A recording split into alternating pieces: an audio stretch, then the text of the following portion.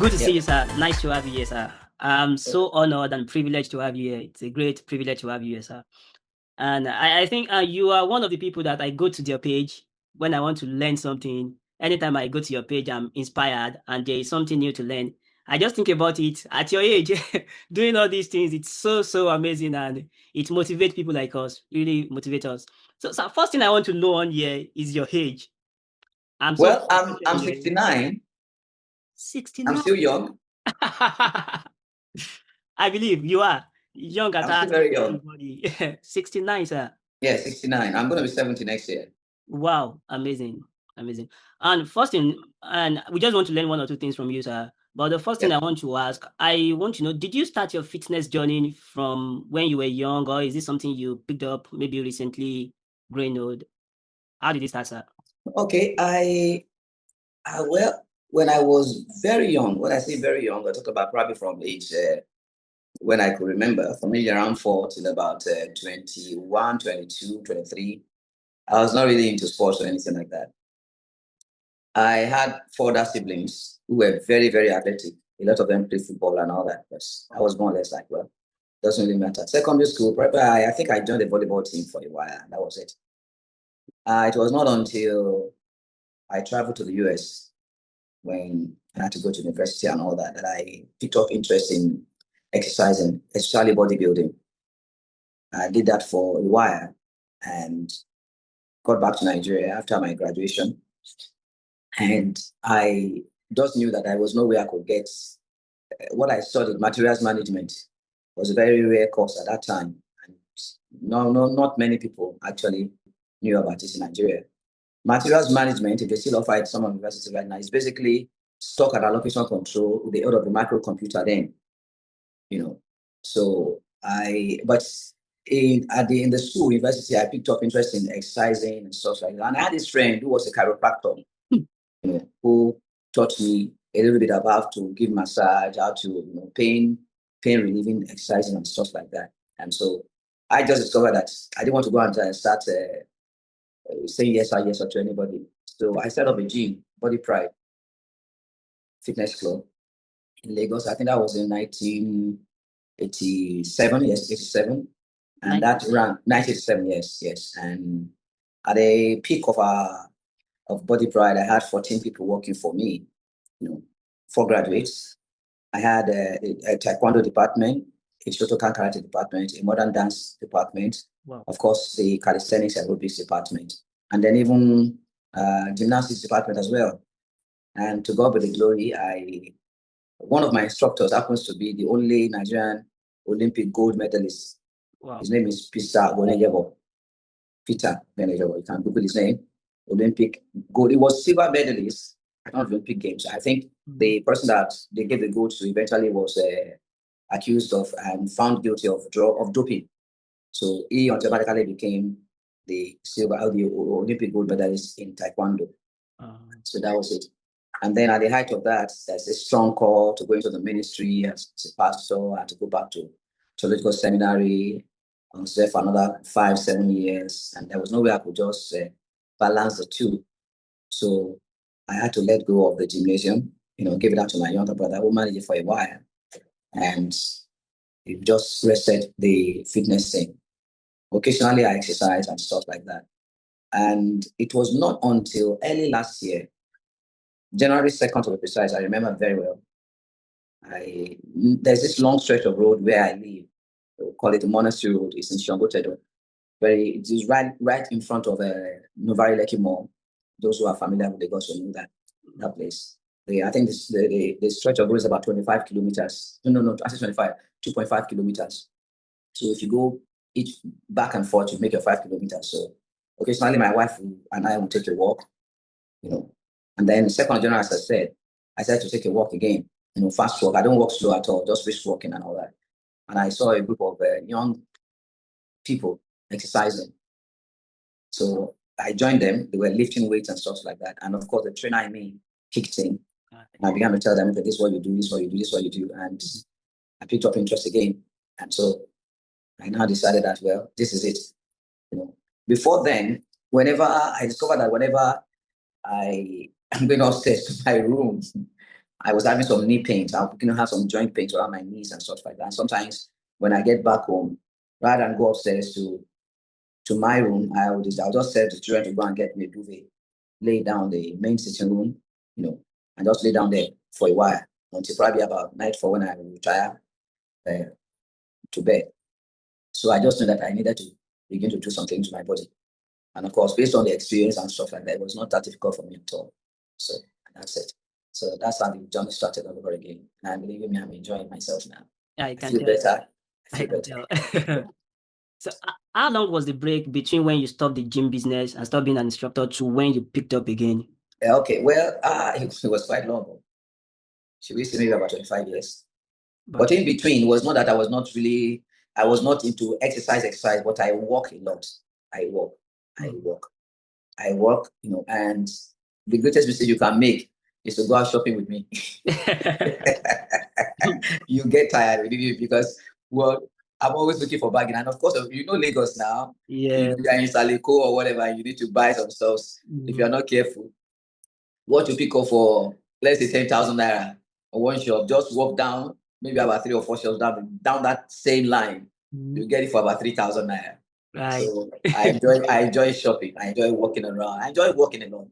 I enjoy walking. Even though I also enjoy driving, long distance driving in high performance cars, which by God's grace, God bless me with sound. So I enjoy driving interstate. Yeah. Based on what you've said, sir, I have 2 different questions here. Number one, you said something about environment. Yeah. Your fitness journey more like what you started or became consistent with when you left the country. And thinking about myself, I've been into the fitness, I've been going to the gym, but when I came into this country, UK, I came to study and saw the gym, the environment, walking around and seeing people who are going to the gym and who are so much interested in fitness and health, I became consistent too. So the question is, do you think the environment matters or tells how we live sometimes? Do you think so? Yes, environment does matter. It does matter. It gives you that encouragement. I remember when I started out, especially with the bodybuilding aspect, there was this first bodybuilding competition that I know that was staged in Nigeria, in Eastern Nigeria. There's this guy that won, Kyo Wokoma. I trained him. I trained Kyo Wokoma. Went through the routines with him and stuff like that, and including all the poses and all that. I really experience in martial arts as well. I was into karate and stuff like that. So all those ones, just I tell you, in Nigeria, depending on where you live, environment matters a lot. But determination is more than environment. Determination is more than environment. Yes, it's more if you are determined. Because I tell people that you may not necessarily have the time to go to the gym, but if you can make a conscious effort, even if it's just for 15 minutes every day, 15 minutes, you start out with just 15 minutes, and you gradually work your way up. Before you know it, now you begin to enjoy it. You enjoy it. You'll have your whole system. I mean, no sickness, nothing. No less pain. Your digestive system will work perfectly. And you look better, feel better. Sir, what was in gym business like in 1987 compared to what it is now? Well, 87 when I started out, I could just remember probably about 3 serious gyms in Lagos then. Weight Watchers, Ikoyi. Ribadu Road, around Ribadu Road, Ikoyi. Weight Watchers, that's what it was called. Yes. And there's another one at Aromire. Aromire is that Aromire Street, is that street that links Obafemi Awolowo Way and what is it called? Adini Jones. If you are familiar with Kegel, there's a roundabout. There's a gym somewhere on the left if you are going towards Adini Jones. I've forgotten the name of the gym. And then, of course, you had us, Body Pride. We were around that Wahum, Balogun bus stop stroke Wahum. Those were the gyms then. I think maybe another one there's another gym somewhere in Festa. We're talking about proper gyms now. Yes. Apart from the exercise grounds that some guys just come together, they have some weights and they lift weights and stuff like that. So you have, and of course, the gymnasium at the National Stadium. Yes, Sulere. There's another gym at the National Stadium. But that gym is mainly for weight lifters. I know a weightlifter is different from a bodybuilder. Yeah. A weightlifter is only interested in, the amount of weight that he or she can carry. And that's why you have a lot of them very bulky, just like this. Right, sir. What's his name now? This musician's bodyguard. Oh, I forgot. His Daniel bodyguard. Yes. You can see Kelvin. That's his name. Yes, you can see that bulk. Yes. And some of them use performance enhancing drugs as well to maintain that build. And of course, they take a lot of hormones and stuff like that and all that. I don't go that route at all. I believe that whatever I do should be natural, and I'm not interested in bulk. I just want to be fit, and at the same time, I want to have a very strong physique, which I got great. You are a bodybuilder, sir. Are you still able to lift weight as you used to do? Oh yes. I still lift weights. But this time around now, I use less weights because of the age. When I still lift weights, I lift weights regularly. In fact, just about 2 hours ago when I left the exercise ground, and where I am right now, oh my goodness, I'm spoiled for choice. If you bring some of my videos, my recent videos that I've been doing here, oh my goodness, beautiful place. Yeah, I could see it on your Instagram. So nice. Yeah. Okay, sir. Yeah. From your experience, do you think the muscles that you grew building the muscles earlier, do you think they help you now? Oh yes. Oh yes. You see, when you exercise, not only exercise, you not only strengthen your muscles, you also strengthen your bones as well. And as one ages, there's something that is called sarcopenia. Your bones density, yes, your bone strengthening. Okay, it's more or less like weakening of the muscles as well as the bones. Okay. And women especially suffer what is called osteoporosis. That is, their bones become very, very soft, and it's very soft and brittle. And that's why you find when people get old, they begin to slouch, they begin to bend. Right. They begin to bend. So with exercise, Arnold Schwarzenegger should be in his 70s now, I believe. But take a look at him. He still looks very strong. So muscles are very, very important. Muscles will carry you through life. You can't afford. We're not talking about having such gigantic muscular definition and all that. No, but you need muscles for everything. Even at my age, I still exercise. I still lift weights. Yeah. I still do my sports. I still do my bench press. I still do my my shoulders and everything. So right. I take a look at myself in the mirror and I'm happy at what I see. And the next question I have for you is, I've seen some of your posts where you are exercising your facial muscle. Yeah. Can you please tell us more about that? What is the benefit and how do we do that? Okay. Every part of the body should be exercised, including your fingers. Yes, your wrists. You find people that say they suffer from arthritis. Yeah. If you just do this, so you get tennis balls and you squeeze, it helps with the muscles. And of course, the face as well. Okay. You can see I have what they call the laugh line now, right here. Yes. That's probably because one age too, and then because I didn't start the facial exercise thing early. Now, if you do it, there's a condition that is called Bell's palsy, that is facial paralysis, that people who suffer from stroke present, where you have, part of the face going to sleep, probably like this, like the mouth bent to one side of the face like this, gone.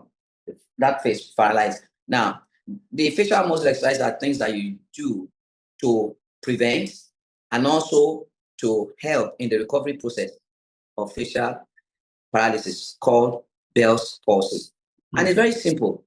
You can just, anywhere you are, privacy of your room, your bathroom or wherever, and when you do it for a while, you now begin to feel less tension around your face.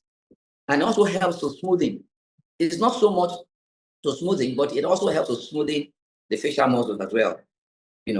Incidentally, when I did the first facial exercise thing, I don't know what I was reacting to at that particular time. So, but my face was quite rough. It was later that I saw, wow, my face quite rough. But it didn't really matter because the essence is to be able to teach people and let people be aware of what could go wrong if you just neglect, your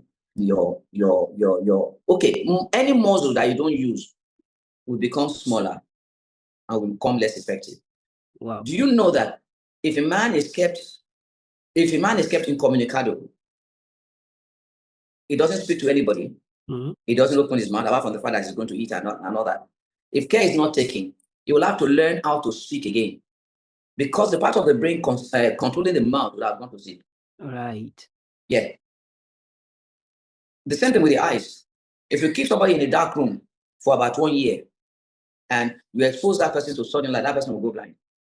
Wow. That person will not be able to see again, because the eyes also have muscles. Yes.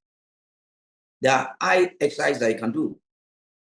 Like I know what I'm doing right now. Look to the side, up, down, and of course the facial muscles. Something you have to do indoors. Yeah, of course, you have to do it indoors. You know, you have to do it indoors. But what I do sometimes, as I'm excited, maybe I'm taking my brisk walk and all that, because I hardly jog these days. You know, I don't really jog, but I do very fast, brisk walk, which is almost the same thing as jogging. What I'm excited, I can just do this. You see, when you do this, okay, just do this now. You're going to hear this popping sound here. You're going to feel this popping sound. Just do it. You do feel it? Yeah. See, it like this. You feel that popping sound. And of course, every part of your body is interconnected. Connected, right. You know, there are muscles in the ear. The eardrum is a muscle. There's a bone in the ear. You understand what I'm saying to you? So all these things work together.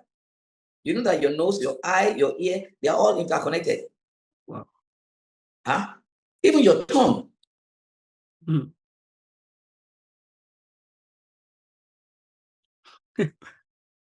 It's funny. It looks funny. Yeah. But if you do it for about 5 minutes, you'll feel this relief around your face. You'll feel it. And then just imagine what some of us take for granted. Like I said this morning, what you take for granted is somebody's prayer points. Right. I think I saw that. That is right, sir. Yes. Imagine somebody now, you being able to smile. You take it for granted. Meanwhile, somebody will pay to be able to smile.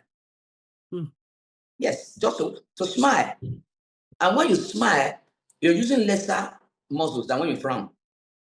When you smile, you're using lesser muscles. Lesser muscles. You are training your muscles and using lesser. You require. You're going to put more strain on your facial muscles when you frown. If you constantly go around frowning, you age faster. And of course, it's going to affect even your heart and your lungs. Wow. Because there's so much secretion of bile, overproduction of bile, which is dangerous to your health. Your digestive system will go. Have you noticed that whenever you are upset, your digestive system will just go haywire? Yes, that is right. Some people will just begin to purge immediately, or some people will get constipated. Yeah. It's more like the nervous system working with the digestive system. That's the thing. So who would you rather want to deal with? Somebody that smiles or somebody that's constantly frowning? Smile always. Those who are into the customer care business, the first thing you notice is smile. Right. When I was still an aviator, we were taught, at least the flight attendants were taught to smile. Keep smiling, no matter what happens. Keep smiling. You smile. Yeah. So you smile, you are exercising your facial muscles as well. And sometimes even your teeth.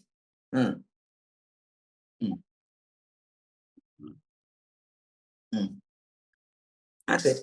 So we have to make sure that we are using every part of your body, even your toes.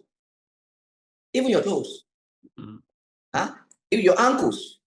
Don't sit for too long.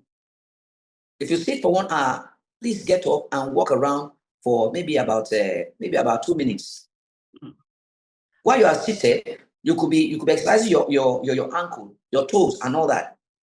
Especially if you have to go on a long distance flight. If you sit for too long, you may experience what is called thrombosis. So what do you call that, sir? Thrombosis. Some vessels in the blood, in the legs, could just burst. Yes. And let me tell you, you are as fit as your leg, though. Your calf muscles actually contain your second heart. Wow. Yes. So those who live sedentary lives, eventually, you know, they don't enjoy themselves. They begin to complain of backaches. You know, they cannot walk properly and all that if you have to sit for too long. Which everything starts from their legs. Everything, yes, legs. Remember, in those days, our forefathers never went by train or by whatever. The richest probably have a donkey or a horse. That's right. Or a bicycle. Okay, bicycle, you still have to walk those legs. They walk long distances, but right now you find people that will wait a distance that they can cover in 10 minutes. They don't mind waiting at the bus stop for 30 minutes just to get a bus for a distance that they can cover in 10 minutes. Right. And the more successful you are, the more you are able to afford labor-saving devices, what you call luxury devices. Yeah, you're right, sir. So you get more money now. You don't even need to get up to draw your curtains. You can just give a command to Siri and Siri will just open the curtains. That's the new world we live in. Very right, sir. So I'm going to talk about your exercise routine. I know you do strength and cardio, but which one do you do more, or do you balance both? Well, I try to balance everything. I try as much as to balance everything. So some days I do my upper body, some days I do my lower, but every day I make sure I walk. I do brisk walk. And of course, there are days when I'm not able to go out or whatever for one reason or another. I still do my squats. I know squats is something that you can do anywhere. Yes. Even in your bedroom. Exercise. See, I'm sitting right now. I could just do this. It's a form of exercise. I could do this.